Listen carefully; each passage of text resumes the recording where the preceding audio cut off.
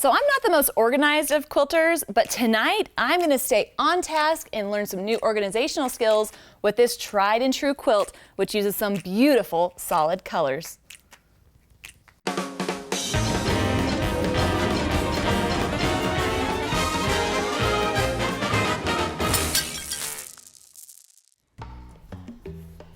That looks great. But great organization starts with the fabric. And I've taken my beautiful fabric bundle and I've already organized the colors and labeled them. Because we know the problem with solids. We can figure out the color, but then we quickly forget. So using my little clips, I've labeled each one of them. I'm not gonna lie, this is pretty impressive to me. The last time I labeled something was, I can't even remember. But this is gonna make a beautiful rainbow quilt. I mean, look, the colors of the clips even match the fabric. My mom would be so proud. Okay, but now all the colors are organized, I know which is what. I'm gonna iron them and start cutting because there's 6 different cutting diagrams to this glorious rainbow quilt. All right, I'm gonna get to it.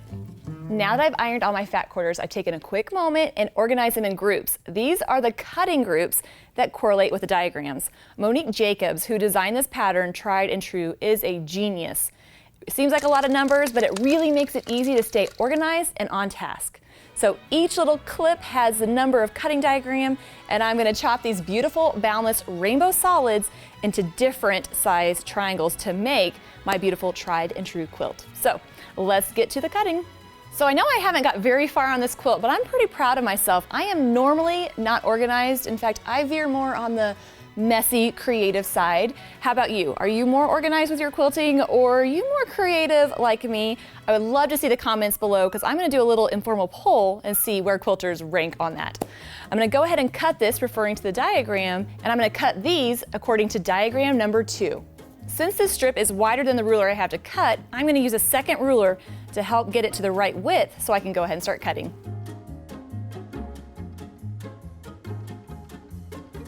All right, now I'm gonna cut these fat quarters according to diagram number 3 because that's what the post-it says. There's just something about little pieces of fabric all perfectly cut up, ready to assemble. So now I just have to cut up the rest of the fat quarters according to the diagram, and we'll see how this block comes together. Now that I have all my triangles cut out, really they're just 2 sizes, so if they got mixed up, it wouldn't be the end of the world, but I am focused on keeping it organized. So I have my pretty little piles here, and I'm gonna arrange the first block. Now this quilt is made up of 4 different blocks. I love how the color placement is already thought out for me, so I don't have to try to figure out what colors look best where. But now that I have the whole block put together, I'm gonna assemble them in quadrants. And I'm gonna do that by starting here and sewing these 2 blocks together to make a half square triangle. So I have my half square triangle, I used a quick little seam roll to keep that flat, and I'm gonna sew the 2 triangles to the side to make a bigger triangle. And who thought geometry wouldn't pay off later on in life? After I piece the first half of my block together, I'm gonna join the 2 bigger triangles together to make the other half. And then I'm gonna sew them together using a pin to hold it in place so that my points can be somewhat close to matching. Now I've been using the seam roller up to this point, but now that this section's done, I'm gonna press it, trim off my dog ears, and then repeat with the other 3. Now that I have the 4 sections done, I'm gonna sew them together in groups of 2 and then sew the groups together. Now making sure all the points will match up, I'm gonna use a pin to help do that, but I've also put together a bonus video that shows you tips for avoiding bulky seams, especially in the area where all 8 of those will come together. If you wanna check it out, and you do, the link to it is in the description box below. And my first block is finished. Now this quilt has 4 different blocks, and if you think this one looks good, wait till you see the rest. Just so happens, I already have them ready. We have the yellowish block, we have one with a little bit more red and deeper colors. Don't forget blue, beautiful blues. And come on, of course it's a rainbow quilt, it has to have purple. These are the 4 blocks that make the quilt. I'm gonna make more of each of those, and we'll see how this beautiful rainbow comes together. I know it's a small start, but I feel like I am nailing this organization thing. Look, I've got my rows clipped, I got them together. It's pretty easy because each row has a block of each color, but doesn't matter if it's easy or not, I'm actually doing it, which is the big deal. So I'm gonna show you what the first row looks like. Tastes like success. So now I can see my colors going from the warm to the blue to the purple and on back. And let me tell you, when I put the next row on, we're gonna start seeing that secondary pattern come out. But first, I've gotta get this row sewn together. Since I'm taking these to my sewing machine, I'm going to use a little clip to keep them in place so I know exactly which side to sew. I'm sure you've never made the mistake of sewing the wrong side of the blocks, but that's something that happens to me quite often. And look at this beautiful rainbow quilt. I especially love the lines flowing. It looks beautiful, but it's gonna look even better after I machine quilt it. So I'm gonna get this basted and get to the quilting. Now, while I may struggle with organization on a general level, there's one place that I have myself in order, and that's with my quilting threads. Here's the thing, I love thread, and there's nothing better than a little happy box of thread all in color order. So it's not that hard to find a thread color that I want to use. So I've got my threads picked out, and I'm going to start quilting a wood grain design, which is going to add a beautiful texture to all these colors. I'm going to start by quilting a nice wavy line, moving in a vertical motion. Now, once I get to an area where I'm going to stop, because I think I'm going to do something different in that block, I'm going to echo back the way I just came, quilting that wavy line.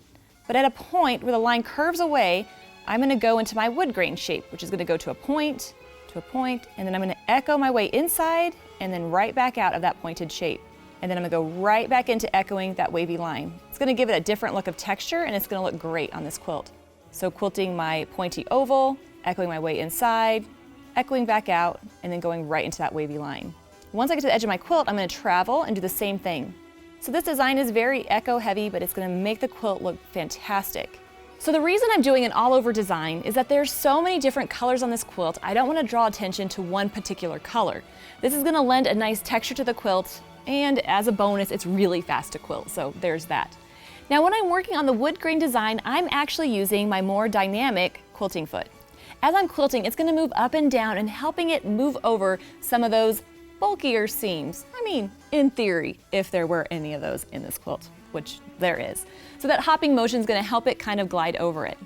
Now, I do want to do a little bit of custom quilting on this quilt, so I've picked a few areas that I'm going to do some dot-to-dot or straight line quilting. The benefit of this is it's really going to highlight the block or the piecing. So can you guess which blocks I want to show off? That's right, the one where the piecing looks great. So I'm going to change my foot out for a ruler foot and start doing some straight line quilting so you can see what that looks like. Starting from one corner, I'm going to quilt a diagonal line that angles out and back to the next corner. And I'm going to repeat working my way around that section of blocks, adding diagonal lines until I come back to my starting point. And because I like to quilt things to death, I'm going to add another echo line by quilting the same diagonal shape just inside the one I previously quilted.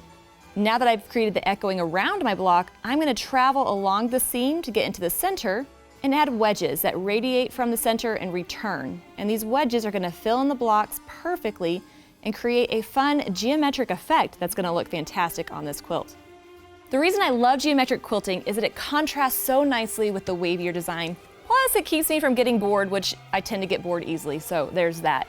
So in a couple of blocks, I'll do this more geometric design, and then in the rest of the quilt, I'm gonna do that all over wood grain to add a beautiful texture. Well, I've got a lot of quilting to do, so I'm gonna get this rainbow quilt finished, and I'll show you what it looks like when I'm done.